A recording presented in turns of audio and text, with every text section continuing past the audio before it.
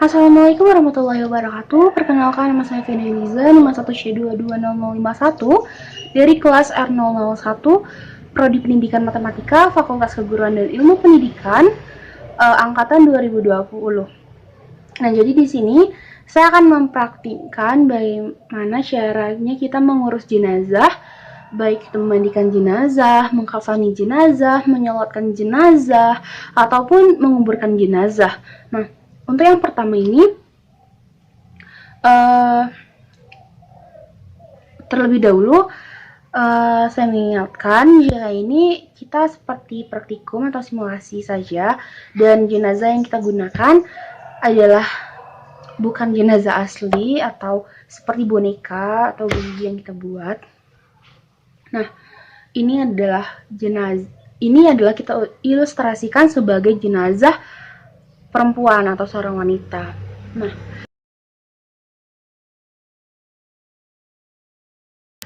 adapun tata cara membandingkan jenazah, yaitu yang pertama, kita letakkan dulu kepala jenazah lebih tinggi daripada tempat pemandian yang disediakan seperti ini.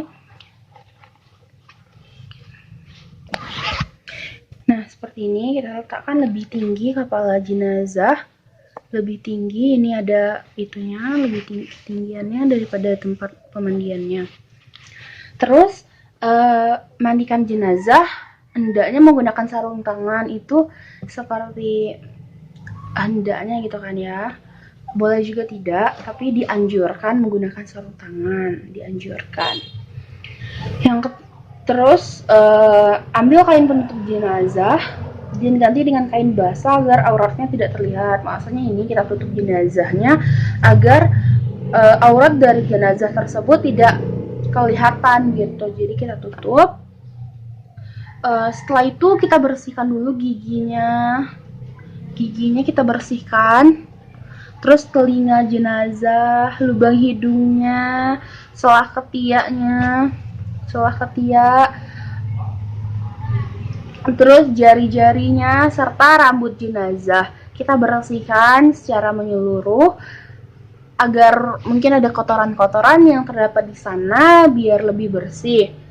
Terus bersihkan kotoran jenazah itu baik yang di depan atau yang belakang dengan cara kita sedikit dudukkan jenazah seperti ini, terus perutnya kita rada pencet-pencet agar sisa-sisa yang masih ada dalam perutnya itu keluar, dan kemudian kita bilas menggunakan air.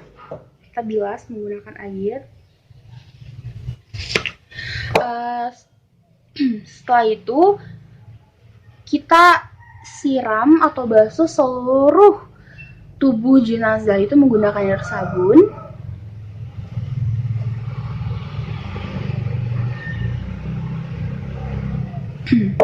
Setelah itu sebelum kita memulai prosedur yang lebih lanjut, hendaknya kita membaca niat terlebih dahulu, dimana kalau pada niat jenazah wanita itu ya itu niatnya nawaitu gusla adaan hadzihil mayyitatil lillahi ta'ala, dimana artinya aku berniat memandikan untuk memenuhi kewajiban dari jenazah wanita ini karena Allah Ta'ala.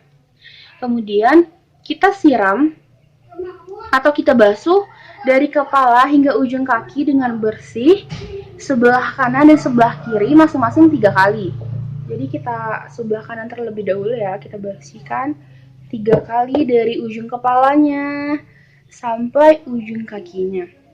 Begitupun kita lakukan dengan yang sebelah kiri dari ujung.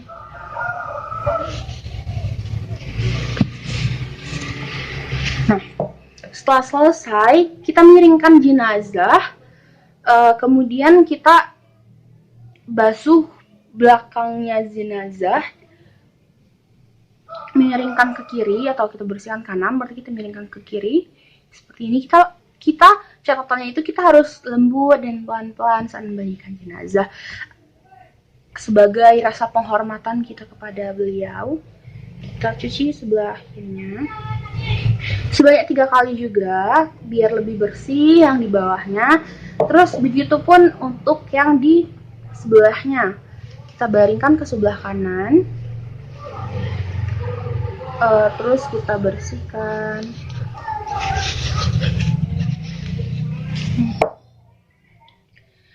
Setelah itu, setelah kita bersihkan, kita siram lagi dari ujung kepalanya sampai hingga ujung kakinya dengan air yang bersih sebanyak 3 kali juga. Ini kita masih tetap menutup auratnya ya, biar enggak tuh. 1, 3. Terus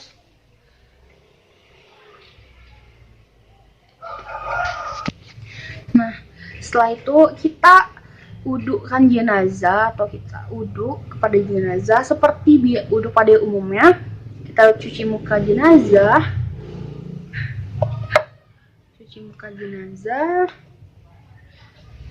terus tangannya, terus kepalanya, telinganya, kemudian kakinya. Seperti biasa, setelah kita melakukan proses tadi, kita hendaknya mengganti ya yang ininya, kainnya itu dengan kain yang lebih kering dan lebih suci, aslinya belum terkena najis gitu, yang lebih baru, untuk agar yang tadi kita lakukan atau wudhu tadi tidak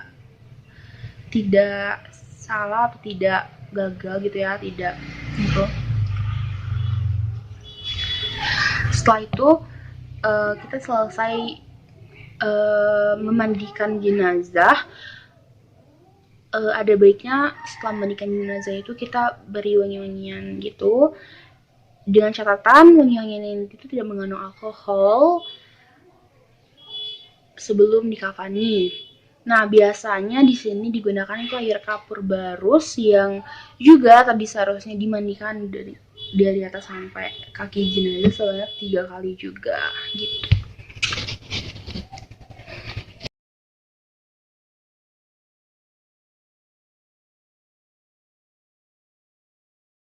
Pertama kali kita siapkan dulu 3 sampai 6 utas tali. Terus kita siapkan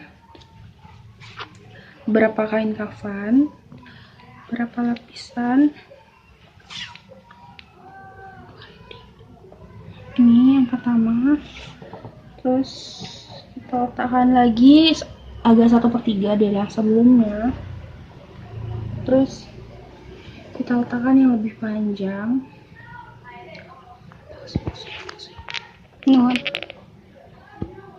Nah, selanjutnya kita letakkan beberapa kapas. Terus kita semprot dengan wangi-wangian. Terus selanjutnya kita pakaikan diadres ini guys. Terus kita buat dalemannya agar lebih tertutup auratnya. Kita pakaikan diadres karena dia adalah seorang wanita.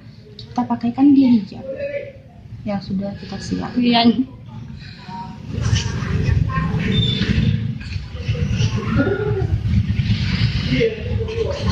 Begini. Terus setelahnya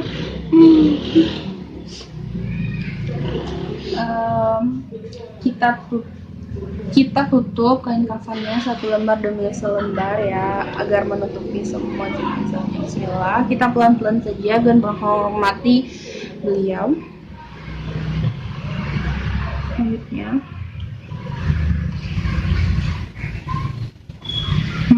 Selanjutnya setelah seperti ini, kita ikat pangkal bawahnya dulu.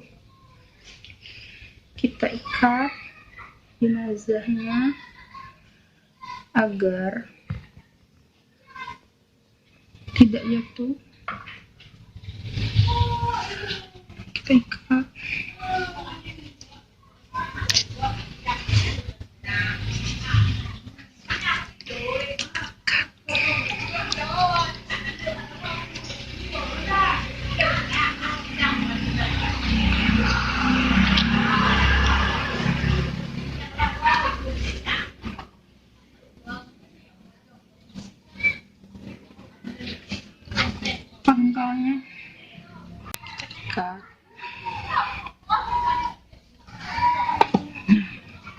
selesai kita mengkafani jenazahnya, selanjutnya kita akan menyolatkan jenazah. Terima kasih.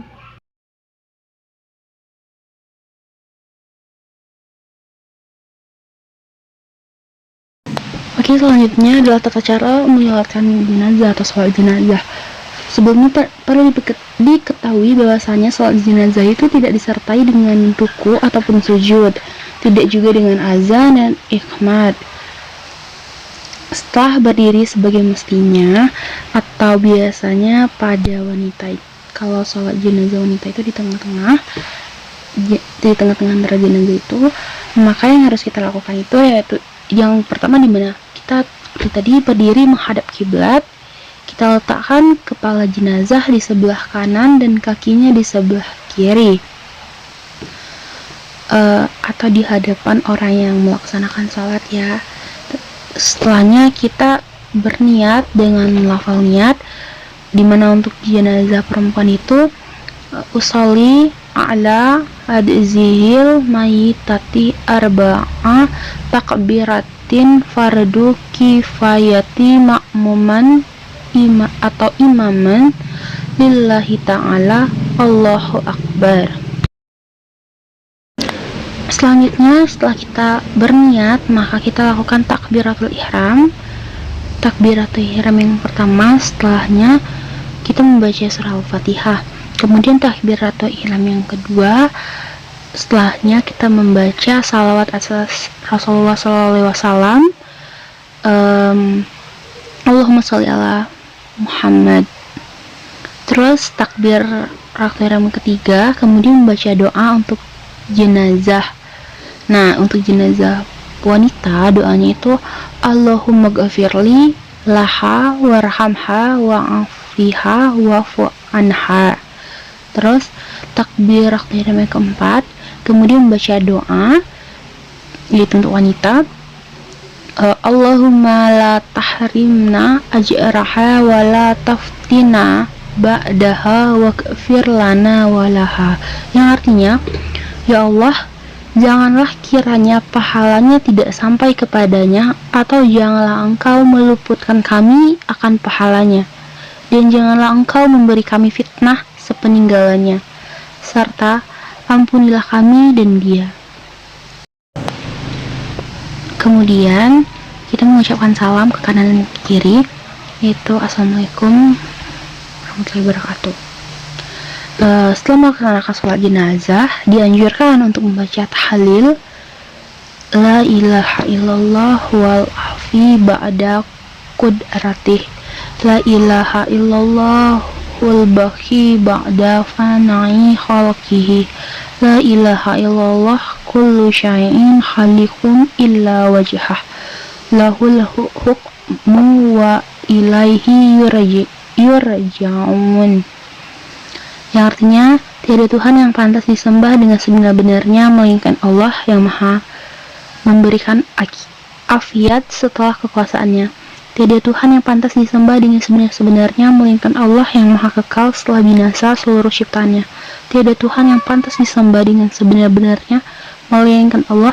Segala sesuatu di alam ini akan hancur kecuali wajahnya, keridoannya. Dialah yang maha memiliki otoritas segala kebijakan, dan kepadanya mereka semua kembali.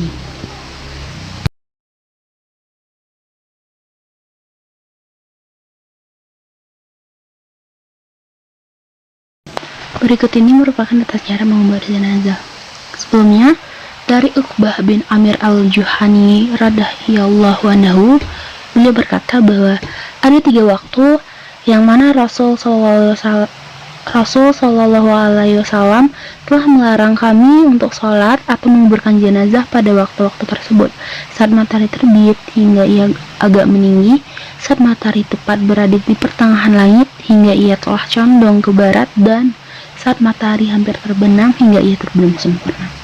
Nah, jadi berikut merupakan tata cara menguburkan jenazah. Yang pertama, jenazah siap untuk dikubur, Allahul Musta'an. Jenazah diangkat di atas tangan untuk diletakkan di dalam kubur. Kemudian jenazah dimasukkan ke dalam kubur. disunahkan memasukkan jenazah ke liang lahat dari arah kaki kuburan lalu diturunkan ke dalam liang kubur secara perlahan. Jika tidak memungkinkan, boleh menurunkannya dari arah kiblat. Kemudian petugas yang memasukkan jenazah ke lubang kubur hendaklah mengucapkan Bismillahi wa ala millati rasulillahi, yang artinya dengan menyebut asma Allah dan berjalan di atas milah Rasul Sallallahu Alaihi Wasallam. Ketika menurunkan jenazah ke lubang kubur, demikianlah yang dilakukan Rasulullah Sallallahu Alaihi Wasallam. Terus disunahkan membaringkan jenazah dengan bertumpu pada sisi kanan jasadnya atau dalam posisi miring dan menghadap kiblat sambil dilepas tali-talinya selain tarik kepala dan kedua kaki. Kemudian tidak perlu meletakkan bantalan dari tanah ataupun batu di bawah kepalanya sebab tidak ada dalil sahih yang menyebutkannya. Dan tidak perlu menyingkap wajahnya kecuali bila si mayat meninggal dunia saat mengenakan kain ihram sebagaimana yang telah dijelaskan. Selanjutnya, setelah jenazah diletakkan di dalam rongga liang lahat dan tali-tali selain kepala dan kaki dilepas, maka rongga liang lahat tersebut ditutup dengan batu bata atau papan kayu atau bambu dari atasnya atau agak samping. Lalu sela-sela batu bata itu ditutup dengan tanah liat agar menghalangi sesuatu yang masuk sekaligus untuk menguatkannya. Disunahkan bagi para pengiring untuk menabur 3 genggam tanah ke dalam liang kubur setelah jenazah diletakkan di dalam kubur. Setelah itu ditumpahkan atau diuruk tanah ke atas jenazah tersebut. Hendaklah meninggikan makam kira-kira sejengkal sebagai tanda agar tidak dilanggar kehormatannya. Dibuat gundukan seperti punuk unta. Setelah itu, kemudian ditaburi dengan batu kerikil lagi sebagai tanda sebuah makam dan dipercikkan air berdasarkan tuntutan sunnah Nabi Shallallahu Alaihi Wasallam. Terus haram hukumnya menyemen dan membangun kuburan. Demikian pula menulis batu nisan dan diharamkan juga duduk di atas kuburan, menginjakkan serta bersandar kepadanya. Kemudian pengiring jenazah mendoakan keteguhan bagi mayat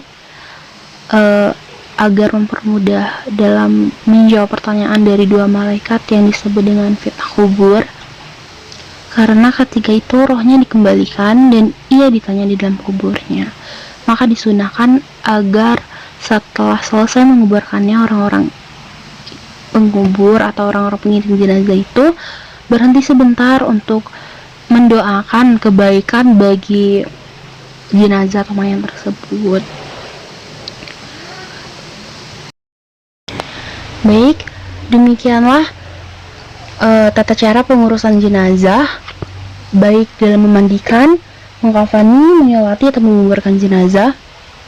Dan mohon maaf apabila terdapat kesalahan dan kekurangan, baik disengaja ataupun tidak disengaja yang terdapat dalam praktikum ataupun video yang telah saya buat ini.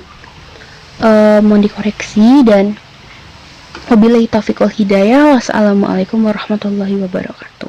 Terima kasih.